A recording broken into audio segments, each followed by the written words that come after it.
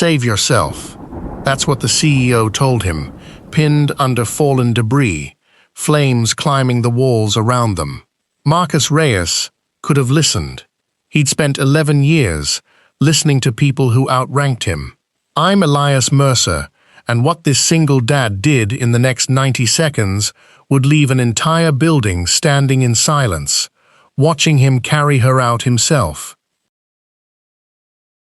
The fire alarm on the 12th floor had been going off for 90 seconds before anyone believed it was real.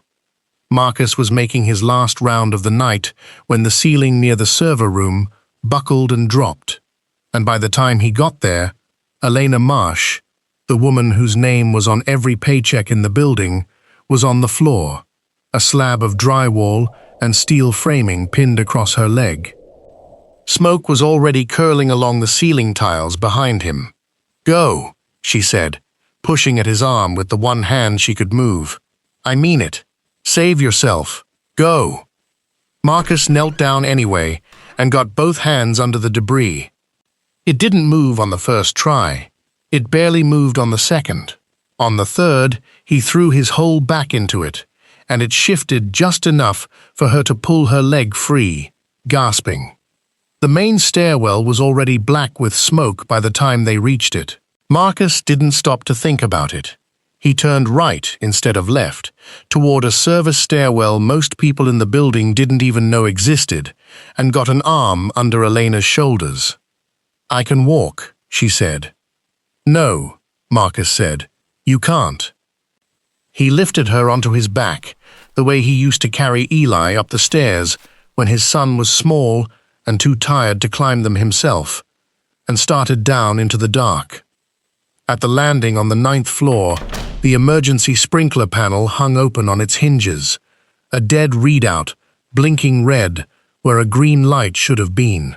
Marcus looked at it for exactly 1 second too long. "This should have been fixed months ago," he said, to no one, and kept moving. The service stairwell was narrower than the main one, barely wide enough for 2 people, and it doubled back on itself twice before it let out onto the 4th floor landing. By the second flight, Marcus's legs had started to shake.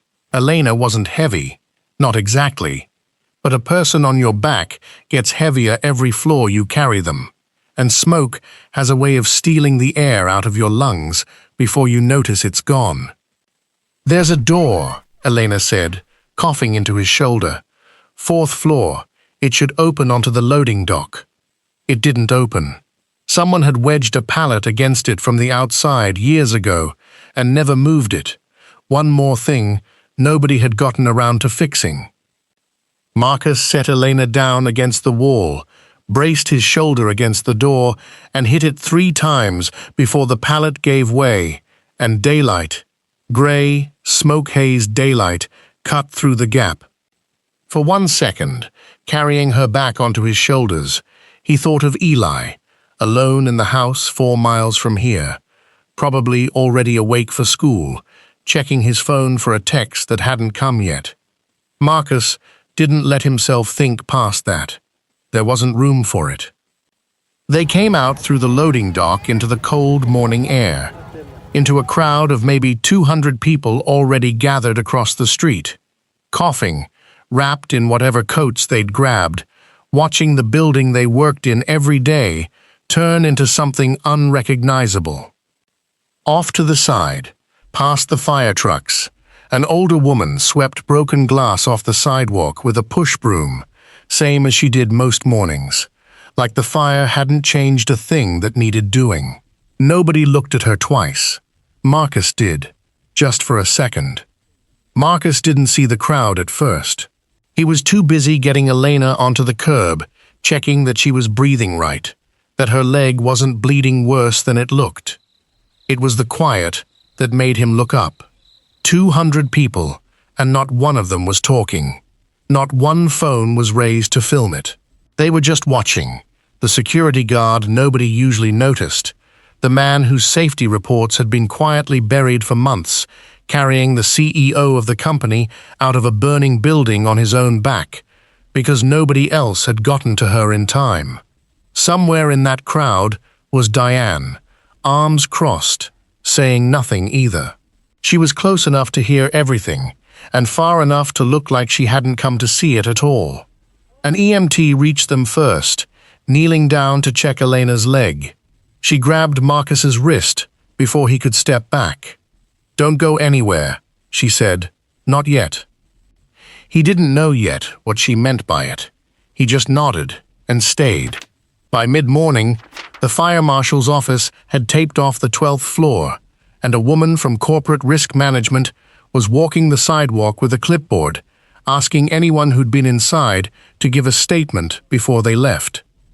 Marcus gave his in 15 minutes flat, mostly names and times, until she asked if he'd ever reported problems with the fire suppression system before.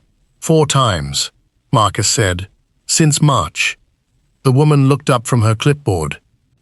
He told her about the panel on the 9th floor, the one that had been throwing error codes for months, the maintenance tickets he'd filed through the building's internal system every few weeks, each one closed out within a day with no work order attached, no technician's name, nothing. He told her he'd started keeping his own copies after the second one disappeared from the system entirely. Photos of every ticket, time-stamped, saved to a folder on his phone he'd never had a reason to open until now.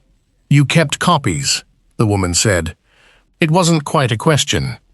Wasn't the first time somebody told me a problem was handled when it wasn't," Marcus said. He didn't explain what he meant by that, and she didn't ask. 2 years ago, he might have let it go at 4 denied tickets, and a shrug. He wasn't sure exactly when that had stopped being enough for him. Maybe around the time Eli started asking why his dad worked nights instead of coaching his soccer team, and Marcus had run out of easy answers. Elena, sitting on the back of an ambulance with her leg wrapped and elevated, watched the conversation from 20 feet away and didn't hear a word of it. What she was looking at instead was the watch on her own wrist, her father's watch, stopped at 6:14, the exact minute a support beam had given way on a job site 8 months ago and taken him with it. The inspection report afterward had blamed weather and a rush timeline. What it hadn't said, not in so many words, was that someone on that site had flagged the beam's load rating 3 weeks earlier, and the flag had gone nowhere because the project was already behind schedule and nobody wanted to be the reason it fell further behind. She'd worn the watch every day since, not because it worked, but because some part of her needed a reminder that things that should have been caught sometimes weren't. Diane found her an hour later, offering coffee and a blanket. She'd been up since 4 that morning herself, on a call with the audit committee about numbers due in 9 days, numbers that already made the quarter look bad enough without a fire on top of it. "Aging infrastructure," Diane said, shaking her head. Nobody could have predicted this. Somebody predicted it, Elena said, 4 times. "I'd heard something about that panel," Diane said smoothly. "I actually had someone look into it just last week. I'll find out what happened." Elena thanked her and let her walk away before she let herself notice the detail that didn't sit right. Diane hadn't asked which panel. By the time Marcus's shift replacement drove him home that morning, he still didn't know Diane's name. He'd find out soon enough. 3 days after the fire, Elena called Marcus and asked him to come in. Not to the burned 12th floor, but to a small conference room on the 3rd, where 2 people from the investigation team were waiting with laptops open and a stack of printed logs. "You mentioned photos," one of them said, "on your phone." Marcus pulled them up one by one. 4 maintenance tickets, each time-stamped, each showing the exact date he'd filed it, and the date it had been marked resolved, sometimes within hours, always without a technician's signature. He set the phone on the table so they could see the dates lined up against each other. "Now cross-reference that against the system log," Elena said. It didn't take long. Every one of the 4 tickets had been closed by the same internal account. Not a technician's account, Diane's. The investigator turned the laptop screen toward Elena. Same login also flagged the 9th floor panel as low priority 2 weeks ago, right before the quarterly infrastructure spending report went to the board. Elena sat with that for a moment and thought about a beam on a job site 8 months earlier, and a flag that had gone nowhere because a schedule mattered more than a warning. It was the same shape of decision, made by a different person in a different building, for the same reason, because slowing down cost money, and nobody wanted to be the one who spent it. Diane was in the building 20 minutes later, coffee in hand, smiling the way she'd smiled at the curb 3 days earlier. The smile didn't survive the laptop screen. "I told you I had someone look into that panel," she said. "Last week." "There's no record of anyone looking into it," the investigator said. "Not last week. Not ever. The only record is you marking 4 tickets, resolved without a work order, and downgrading the priority 2 weeks before the board saw the budget." "Someone else must have used my login," Diane said. Nobody in the room answered that. It hung there long enough to answer itself. "You never asked which panel," Elena said quietly. 3 days ago, at the curb, I said somebody predicted it, and you never asked which panel it was. You already knew." Diane didn't have anything ready for that either. For a second, nobody in the room said anything else. Then Marcus spoke, quiet but steady, the same way he'd said it on the 9th floor landing 3 days before. "I filed those tickets so somebody would fix it before anyone got hurt. Not so somebody could bury them so a report looked better. It wasn't an accusation. It didn't need to be." Diane was already reaching for her bag. By the end of the week, the company confirmed Diane was no longer employed there. No public statement beyond a 2-line internal memo. Word moved through the building fast enough that by the time Marcus got home that afternoon, 3 co-workers had already texted him a screenshot of it. Subject line blank, 4 sentences long. 2 weeks later, Elena asked Marcus back to the building. Her office, 2 floors below the burned one, was open again. She didn't offer him money first. She offered him a title, Director of Safety Compliance, reporting straight to her, with authority to shut down any floor or project if something didn't check out. No committee. No sign-off chain that could quietly disappear. "Nobody could downgrade a ticket without you knowing within the hour," she said. Marcus thought about 4 tickets closed without a work order. About Eli asking more than once why his dad worked nights instead of showing up to things. "I'll take it," he said, "not because of the money." "I know," Elena said. "That's why I'm offering it to you." The salary came with real insurance, the kind that covered Eli's surgery outright, instead of the payment plan Marcus had already started calling about. He mentioned it to her exactly once, in passing. She nodded, and didn't make more of it than that.